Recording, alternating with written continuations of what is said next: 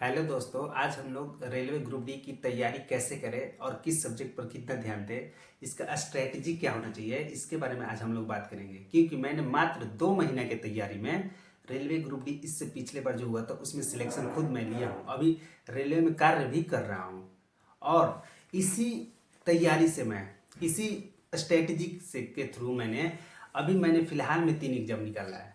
जैसे BPSC teacher का 6 to 8 में और 9-10 टीजीटी मैथ में भी मेरा सिलेक्शन हुआ है और बिहार पुलिस का अभी जस्ट मैंने 3 एग्जाम निकाला है।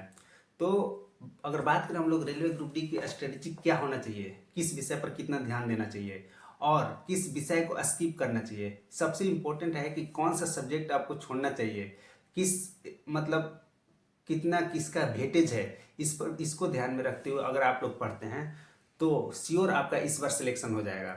तो सबसे पहले हम लोग अगर बात करें कि रेलवे ग्रुप डी का सिलेबस क्या है।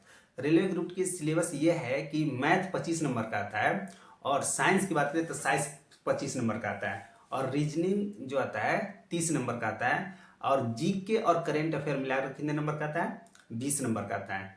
तो सबसे पहले हम लोग बात करेंगे किस विषय को स्किप कर सकते हैं। तो आपको स्किप जो करना है इसमें हिस्ट्री, जियोग्राफी, पॉलिटी, इकोनॉमिक्स, जो जीके में जो 4 पोर्शन है इसी से 15 क्वेश्चन लगभग आते हैं। तो इसको अभी आप स्किप कर लीजिए। जब सेट लगाइएगा उसमें क्वेश्चन आएगा तो उसका सोल्यूशन आप देख लीजिएगा, क्योंकि 5 नंबर लगभग करेंट अफेयर आ जाते हैं। जीके और करेंट अफेयर 20 नंबर का जो है उसमें 5 नंबर करेंट आ जाते हैं। अगर आप डेली 10 मिनट का अगर डेली का करेंट अफेयर अभी से वीडियो आप देखते हैं तो करेंट अफेयर वहां से आपका हो जाएगा। और इसको अभी स्किप कर दीजिए क्योंकि बहुत बड़ा इसका जो एरिया है और क्वेश्चन जो है मात्र 15 क्वेश्चन आता है।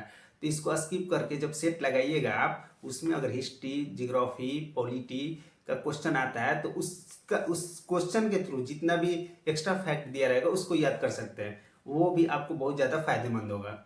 और रहा बात कि जो भी प्रीवियस ईयर में अभी फिलहाल में जो एग्जाम हुआ है इससे पिछले 2 बार जो एग्जाम हुआ ना, तो उसका आप प्रीवियस ईयर का हिस्ट्री, जियोग्राफी और पॉलिटी, इकोनॉमिक्स के केवल प्रीवियस ईयर से के थ्रू उसका क्वेश्चन देख लीजिए। इससे पिछले बार जो हुआ, जो हम लोगों का सिलेक्शन हुआ जिसमें, वो देख लीजिए। इससे ज़्यादा मत कीजिए इसमें क्योंकि बहुत बड़ा ये इसका एरिया है। और वहीं बात करें किस विषय पर ज़्यादा ध्यान देना चाहिए तो मैथ और साइंस पर, ये दो अगर इस पर आप कमांड कर लेते हैं तो आपका सिलेक्शन श्योर है। हमने क्या किया था पिछले बार में, हम सबसे ज़्यादा मैथ और साइंस पर ध्यान दिए क्योंकि सबसे ज़्यादा कठिन इसमें साइंस होता है और सबसे ज़्यादा अगर आप साइंस कर लेते हैं तो आपका सिलेक्शन का चांसेस 100% हो जाता है, क्योंकि साइंस और मैथ ही सिलेक्शन दिलाता है। इसमें जीके पर सिलेक्शन नहीं हो पा रहा है इस बार।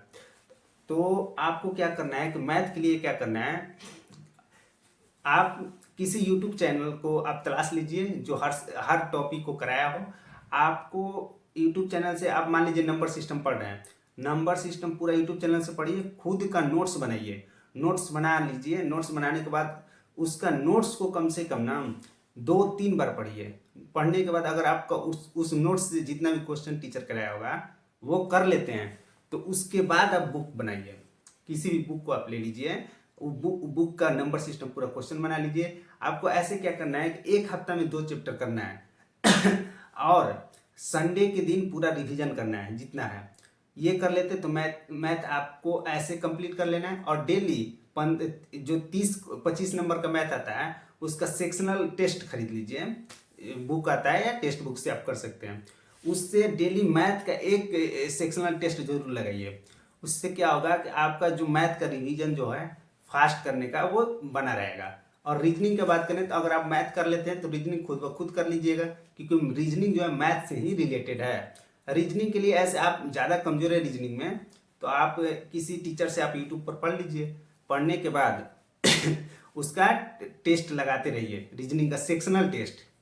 मतलब 30 नंबर का आना है ना रीजनिंग, तो 30 का क्वेश्चन का सेक्शन वाइज सेक्शन आता है टेस्ट, वो लगाइए। उसके लगाने से आपका रीजनिंग इंप्रूव हो जाएगा। अगर वही बात करें साइंस का ना तो साइंस जो होता है, साइंस आप साइंस भाई नीरज सर एक यूट्यूब चैनल पर साइंस पढ़ाते हैं, वो साइंस बहुत अच्छे टीचर हैं और एकदम श्योर एकदम एनसीईआरटी से पढ़ाते हैं। एनसीईआरटी से रिलेटेड उनका रहता है और उनसे क्वेश्चन बहुत ज़्यादा आते हैं। तो आप उनसे साइंस देख सकते हैं, उनका यूट्यूब चैनल से उनका से साइंस पढ़ सकते हैं। उसके थ्रू आपका साइंस कंप्लीट हो जाएगा, क्योंकि वो जो ग्रुप डी में आता है, जो रेलवे का स्पेशल तैयारी कराते हैं, वो जो रेलवे में आता है उनको मालूम है, वहीं से कराते हैं, जितना आना है उतना ही कराते हैं। अब प्योर एनसीईआरटी कराते हैं, क्योंकि एनसीईआरटी से ही क्वेश्चन आना है। इससे पिछले बार जो ग्रुप डी का एग्जाम हुआ था ना, लाइन बाई लाइन एनसीईआरटी से क्वेश्चन आ रहा था, और उसमें सबसे ज़्यादा ना साइंस में बायो से क्वेश्चन आ रहा था।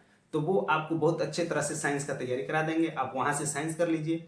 वहाँ से करने के बाद आप क्या कीजिए, करेंट अफेयर का क्या कीजिए, 10 मिनट का जो भी आता है, 10 मिनट का कोई भी यूट्यूब चैनल पर अगर करेंट पढ़ाता होगा तो वो आप देखना शुरू कीजिए।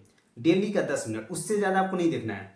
10 मिनट करेंट अफेयर देखिए, और 10 देखने के बाद लास्ट में जब एग्जाम नज़दीक आ जाए तो स्पीडी का जो आता है वार्षिकांक, उसको आप पढ़िए। उसको पढ़िए, मात्र 1 महीने आपको खत्म कर लीजिएगा। 1 महीने में पूरा रिवीजन हो जाएगा, क्योंकि पहले से आप पढ़ते आ रहे हैं तो आपके माइंड में वो सब क्वेश्चन होगा। उसको केवल रिवीजन मार लीजिए, करेंट यहाँ से क्लियर हो जाएगा, तो आप आसानी से सिलेक्शन के नज़दीक पहुँच सकते हैं। तो आप क्या कीजिए, ऐसे ही शुरू कीजिए। जब आपका पूरा कंप्लीट हो जाए 1-2 मंथ में पूरा सिलेबस, तो आप डेली एक सेट लगाना शुरू कीजिए। अभी क्या कीजिए, आप सेक्शनल टेस्ट लगाइए। मैथ का अलग लगा लिए, रीजनिंग का अलग लगा दिए, और ऐसे लगाइए। जब पूरा आपका कंप्लीट हो जाता है मैथ रीजनिंग, तो आप पूरा होल टेस्ट लगाना शुरू कीजिए। पूरा ग्रुप टी का जो 100 क्वेश्चन आता है उस बेस पर लगाना शुरू कीजिए। वैसे आप आग लगाते हैं तो 2-3 मंथ लगाइएगा, तो फिर आपका इतना स्पीड हो जाएगा, तो आप आसानी से वहाँ क्रैक कर सकते हैं ग्रुप डी।